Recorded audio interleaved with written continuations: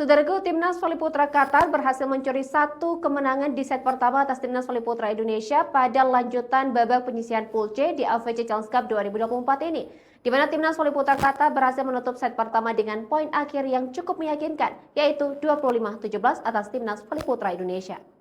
Hasil tersebut memberi satu keunggulan bagi Qatar dengan skor set 1-0 atas Timnas Voli Putra Indonesia pada pertandingan yang berlangsung di Isaton, Bahrain pada Selasa 5 Juni 2024.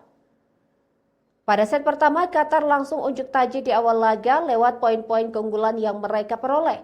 Namun Timnas Voli Putra Indonesia yang mencoba menemukan ritme permainannya terus melakukan pengejaran dan berhasil menyamakan kedudukan dengan poin 4-4 atas Qatar. Satu spike dari Fauzan Nibras menambah keunggulan Indonesia, namun satu service error membuat Qatar kembali menyeret persaingan berimbang. Selanjutnya, kedua tim saling berbalas poin dengan persaingan ketat di mana Yohannes Didikaka terus memberikan perlawanan terhadap Qatar. Tetapi Qatar yang tak ingin lengah terus melancarkan serangan dan mendulang poin untuk memimpin jalannya pertandingan, di mana Qatar berhasil unggul dengan kedudukan 11-8 atas Timnas Voli Putra Indonesia. Pertahanan Qatar yang mulai membaik berhasil meredam serangan-serangan yang dilakukan oleh kubu Indonesia.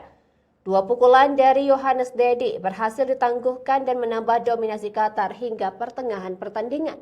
Di penghujung set pertama, Timnas Voli Putra Indonesia tertinggal jauh dari Qatar yang melaju dengan mulus menutup set pertama lewat poin akhir 25-17. Kemenangan tersebut memberikan satu keunggulan bagi Qatar dengan skor set 1-0 atas Timnas Voli Putra Indonesia di babak penyisihan grup AFC Challenge Cup 2024.